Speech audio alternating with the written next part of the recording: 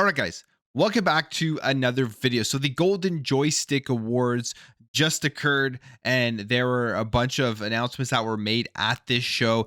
And one of the announcements that was made is that it looks like Xbox is getting another console exclusive here in 2024, and the game is coming from Finish Line Games called Robots at Midnight. So there was a trailer, and at the end of the trailer it said that it will be released on the Xbox Series X and S consoles and on Windows via the Microsoft Store, and then on Steam as well for PC in 2024. Now this looks like it's a pretty good game.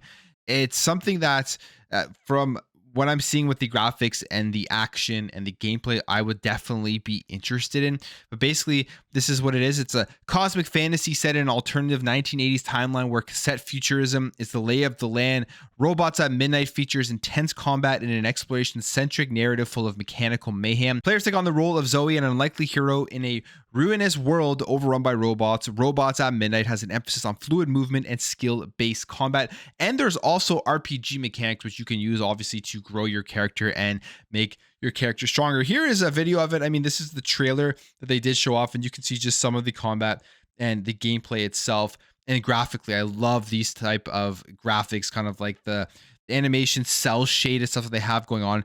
Game really does look like it will be one that, if it lives up to what we're seeing here in the trailer, it's fun to play. The action is good. The RPG mechanics are good. One of those games that may fly under the radar. Obviously, it's an indie game. So I think indie games in general have some of the best music and creativity ideas that we've seen compared to AAA games, where a lot of companies kind of just put out the same thing over and over again. But yeah, you can kind of see what they are going for here. It does kind of remind me a little bit of Recore as I'm watching this go through with the fighting of the robots. You have the female protagonist, and it's an action adventure game with like upgrading and stuff. So looking forward to this one. It is from the studio as well that created Cell Damage HD. If you've ever played Cell Damage, the original one, that was a very cool game. They also create Scully and Maze. I haven't played those two, but another console exclusive coming over to the Xbox in 2024. No official release date, but definitely look out for this one if you watch the trailer and you think it's a game that is up your alley.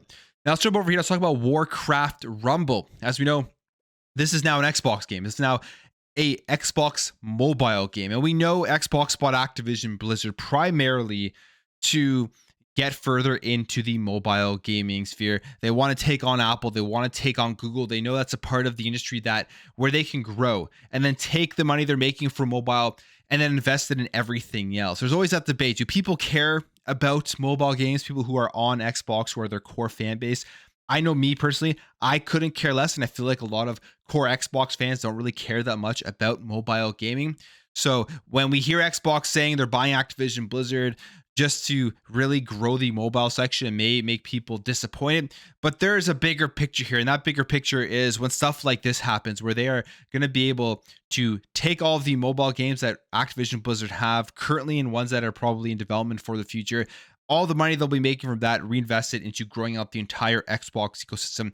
Xbox Game Pass getting major big AAA games into the service, and then obviously being able to continue their own first party big AAA output. But Warcraft Rumble has released, and this is a mobile RTS tower rush game similar to Clash Royale. And I mean, those games are extremely popular. And there's some numbers here that is very impressive. It says, according to App Magic, Warcraft Rumble has generated over $3.4 million on iOS and Android since November 2nd. This is revenue from in-app purchases reduced by platform fees and inclusive taxes. They say nearly half of the revenue, 1.66 million, came from the US, followed by Germany at 8%, Taiwan at 5.6%, South Korea at 5.5%, and France at 4.7%. And since its global launch, Warcraft Rumble has reached 2.56 million downloads globally, which, I mean, that's pretty impressive stuff here with the amount of money they're able to make in a singular week with this game via obviously the microtransactions in mobile games. That's one of the things why I don't like mobile games, is that they give you a taste of it, but then you have to spend so much money to be able to get that full experience from it. What else is interesting about these stats here is you can see this is going to be an avenue for Xbox to be able to get into the Asian markets and grow there, with the 5.6% revenues from Taiwan and the 5.5% revenues from South Korea. And even further to that, we see that South Korea accounted for 4.6% of the total amount of installs of the game. And obviously, these types of games are more accessible.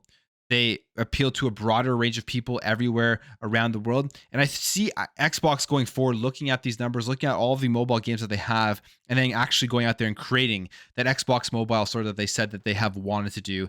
And I think that will be good for competition for Apple and Google, who just dominate that. And it's really, really hard to go up against them. But with the amount of titles that Xbox is going to have now in the mobile arena, where their big titles are generating a ton of revenue, I think there's a chance here that we could see a major switch here, a major change, a major competitor come in and give Apple and Google a run for their money. But I mean, right here, I'm sure they knew this game was going to be big before the acquisition closed.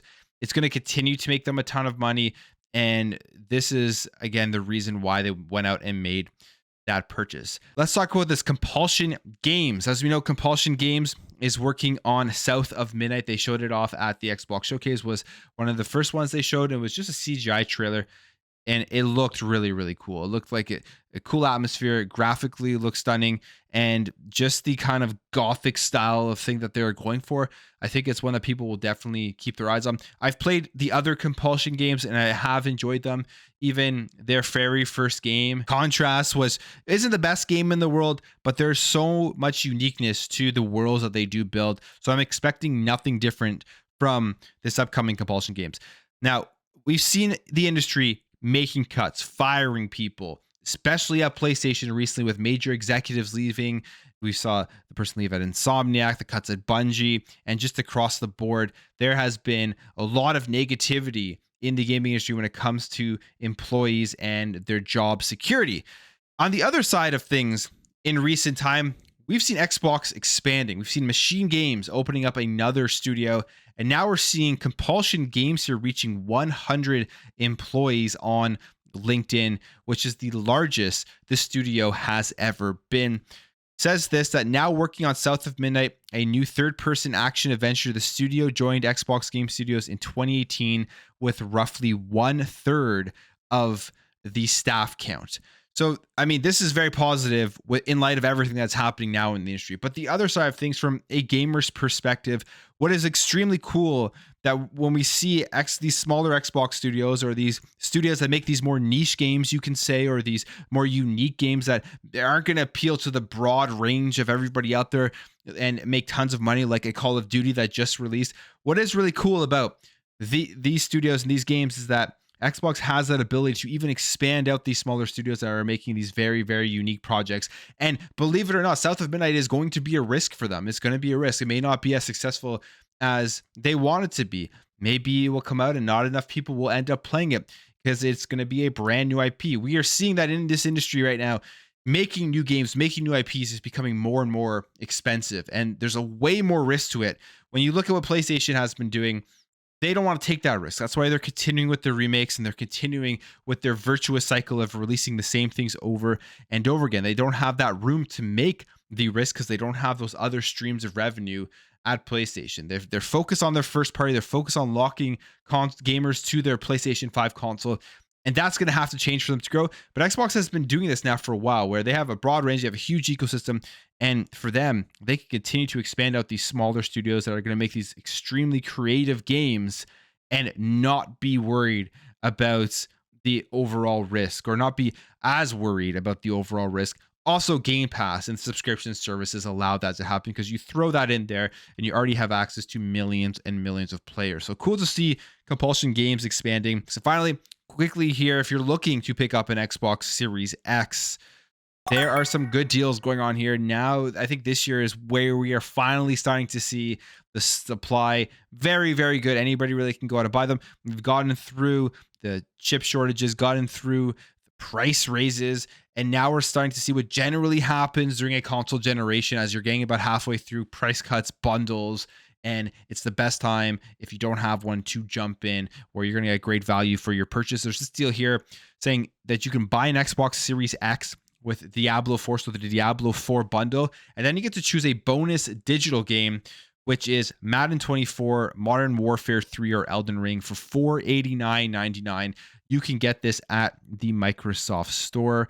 And there is also this bundle here if you don't want Diablo, that comes with the Forza Horizon 5 Premium Edition bundle, and you get a bonus free game, Assassin's Creed Mirage Deluxe Edition, and you get to choose a bonus digital game.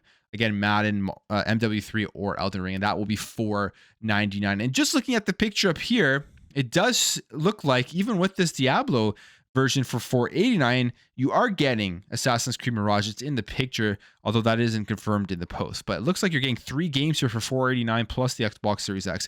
Just great deals right now. Black Friday is going to be very interesting in terms of other deals that do come out as we get closer to it. I'm sure there will be even maybe Door Crasher deals or whatever it is. And the Microsoft Store with games, digital games, probably will have some great stuff to go out and buy. But I'm going to end the video there, guys. If you did enjoy this video, make sure to hit that thumbs up. If you are new here, hit that subscribe, and I'll catch you guys in the next video.